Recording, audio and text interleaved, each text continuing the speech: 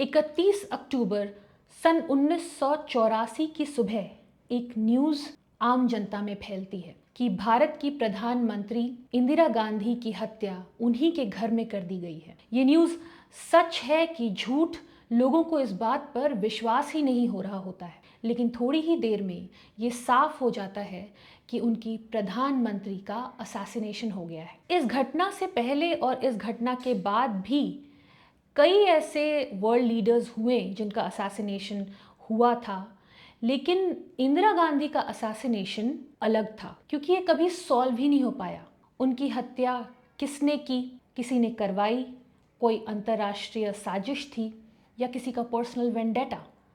बहुत सारे कमीशंस बैठे, बहुत सारी जांच हुई, लेकिन कोई भी कंक्लूसिव एविडेंस नहीं निकल पाया कि आखिर इंदिरा गांधी की मौत किसने करवाई और क्यों हुई। नमस्कार, स्वागत है आपका हमारे शो क्राइम टेल्स में। हम हैं अनीशा सिंह आनंद और आज क्राइम टेल्स में जो कहानी हम आपको सुनाने जा रहे हैं वो है भारत की पूर्व प्रधानमंत्री इंदिरा गांधी की हत्या की। इंदिरा गांधी को बहुत सारे नामों से जाना जाता था। आयरन लेडी, डिक्टेटर, कोई उन्हें बहुत पसंद करता था तो कोई उन्हें बहुत हेट करता था, कोई उनके फैंस थे तो कोई उनके क्रिटिक। लेकिन इंदिरा गांधी के बारे में ये कहना गलत नहीं होगा कि you can hate her, you can love her, but you can not ignore her. Indira Gandhi ने अपने कार्यकाल में बहुत सारे टफ डिसीजंस लिए। उनके टफ डिसीजंस में से कुछ थे इमरजेंसी, बांग्लादेश लिबरेशन वॉर या फिर ऑपरेशन ब्लू स्टार। ऐसे टफ डिसीजंस लेना किसी आम इंसान के या किसी आम लीडर के बस की बात नहीं थी, लेकिन इंदिरा गांधी ने ये टफ डिसीजंस लिए जिसके कारण उन्होंने फॉलोअर्स तो बनाए ही, लेकिन दुश्मन भी बहुत बनाए। और शायद ऑपरेशन ब्लू स्टार के बाद उनके दुश्मनों की संख्या कुछ ज़्यादा ही बढ़ गई थी। ऑपरेशन ब्लू स्टार के बाद इंदिरा गांधी को अंदाज़ा था कि उन्होंने अपने दुश्मनों की फहरिस्त कुछ ज़्यादा ही लंबी कर ली है। ऑपरेशन ब्लू स्टार के बारे में आपको बता दें, सन 1984 जून में अमृतसर के गोल्डन टेम्पल में कुछ खालिस्तानी सेपरेटिस्ट्स घुस गए थे और वो भी आर्म्स और एमिनेशंस के साथ। तो उन मिलिटेंट्स को गोल्डन टेम्पल से बाहर निकालने के लिए इंदिरा गांधी ने एक मिलिट्री ऑपरेशन का ऑर्डर किया। इस ऑपरेशन को नाम दिया गया ऑपरेशन ब्लू स्टार। इस ऑपरेशन के तहत गोल्डन टेम्पल के ऊपर आर्मी ने कार्रवाई की, जिसके बाद सिख कम्युनिटी के लोगों में एक गुस्सा सा उमड़ पड़ा था। इस ऑपरेशन के कारण सिख कम्युनिटी के लोग इंदिरा गांधी से बेहद नाराज थे। सिख कम्युनिटी के लोग ऑपरेशन ब्लू स्टार को उनके फेथ के ऊपर एक अटैक की तरह ले रहे थे। इंदिरा गांधी को भी इस बारे में अंदाज़ा था।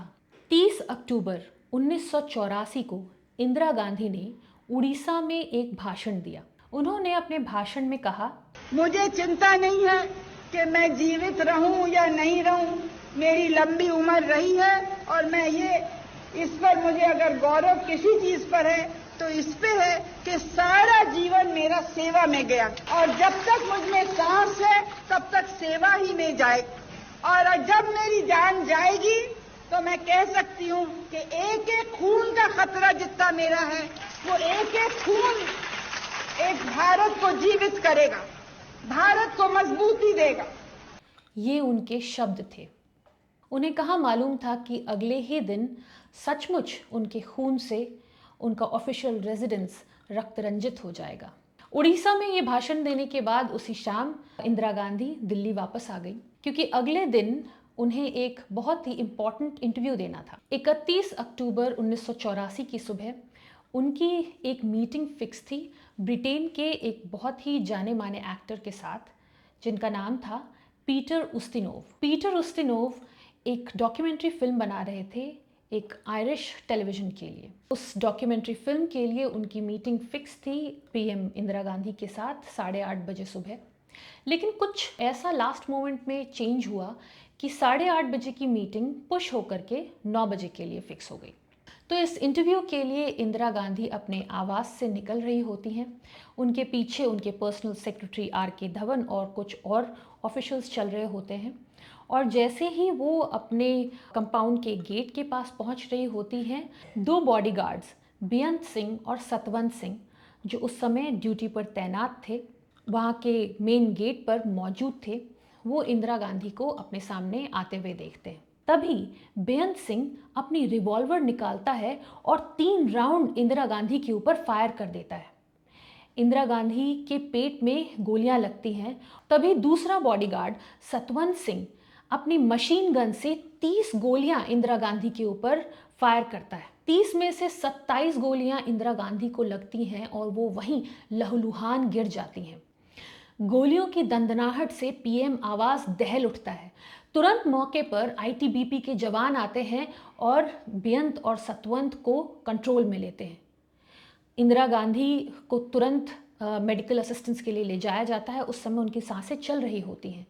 क्योंकि मौके पर कोई एम्बुलेंस नहीं होती, तो वहाँ पे मौजूद एक एम्बेसडर कार से ही इंदिरा गांधी को फौरन एम्स दिल्ली ले जाया जाता है।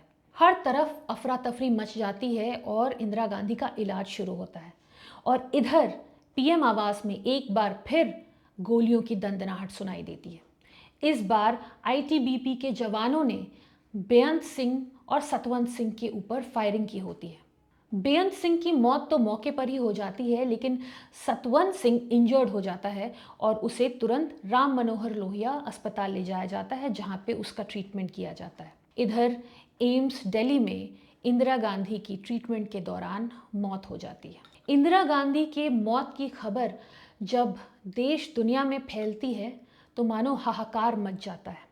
जैसा कि आपको पहले भी बताया कि वर्ल्ड लीडर्स का असैसिनेशन की घटना कोई नई नहीं थी, लेकिन ये घटना इसलिए नई थी, इसलिए अलग थी क्योंकि प्राइम मिनिस्टर के अपने बॉडीगार्ड्स ने ही उनका असैसिनेशन किया था।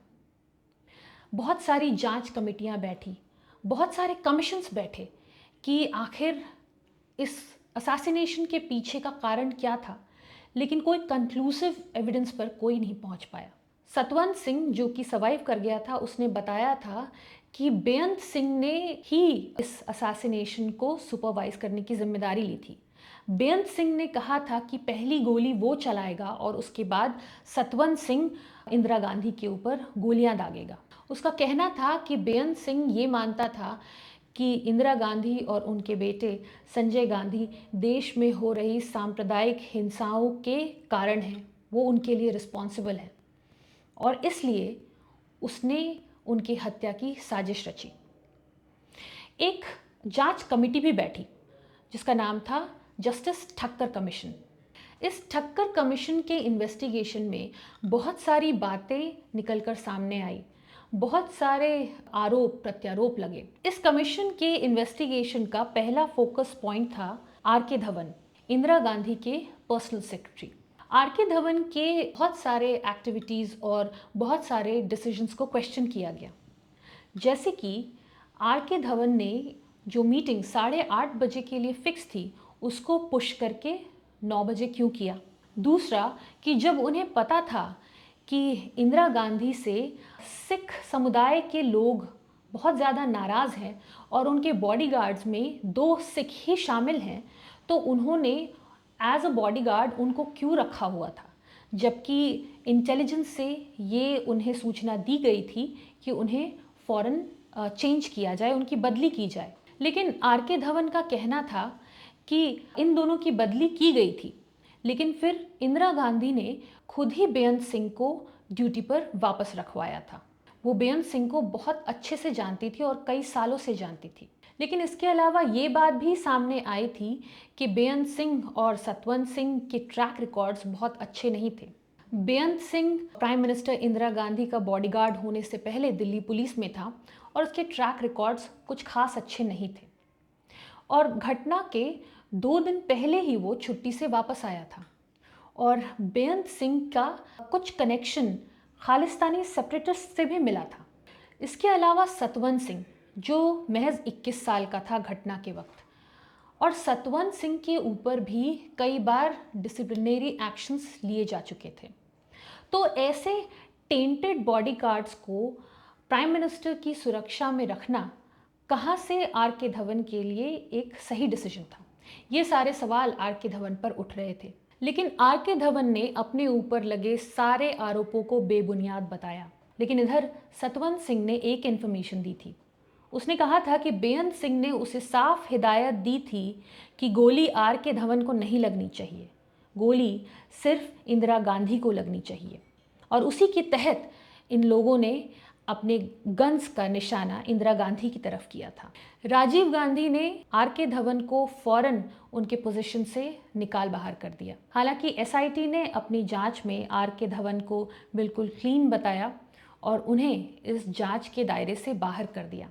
आर के धवन हमेशा यही क्लेम करते रहे कि उन्हें इंदिरा गांधी के असैसिनेशन की कॉन्स्पिरेसी की कोई खबर नहीं थी और वो कभी ऐसा कुछ सोच भी नहीं सकते थे, क्योंकि वो इंदिरा गांधी को अपनी माँ की तरह देखते थे। इंदिरा गांधी की मौत के बाद, गांधी परिवार से दूर हो जाने के बाद आर के धवन नरसिम्हा राव की सरकार में आगे चल के मिनिस्टर भी बने।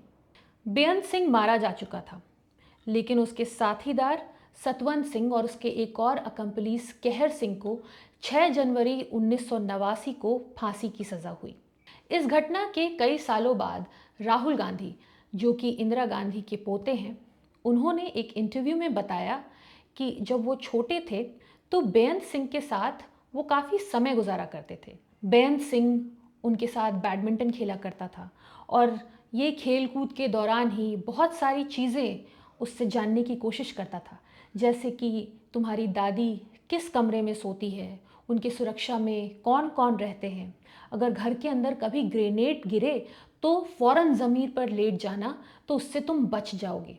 ये सब सुन के ऐसा लगता है जैसे बेअंत ने बहुत पहले से ही इंदिरा गांधी के मौत की साजिश रच डाली थी। लेकिन इतनी सारी जांच होने के बावजूद भी, इतने एसआईटीज़ बनने के बावजूद भी ये कहीं से भी कंक्लूसिव एविडेंस नहीं मिला कि क्या कोई और फोर्स थी जिसने ये पूरी कॉन्स्पिरेसी को अंजाम दिया था, या कोई और इंटरनेशनल एजेंसी थी जिसने बेअंत सिंह और सतवंत सिंह का इस्तेमाल किया था, या फिर ये सतवंत सिंह और बेअंत सिंह का पर्सनल वेंडेटा था, या उनका खुद का पर्सनल गुस्सा था प्राइम मिनिस्टर इंदिरा गांधी के अगेंस्ट, या फिर ये पूरी साजिश आर के धवन को फंसाने की थी। कोई भी इन्वेस्टिगेशन, कोई भी जांच कमेटी किसी भी कंक्लूसिव रिपोर्ट तक नहीं पहुंच पाई और फाइनली इस केस को बंद कर दिया गया।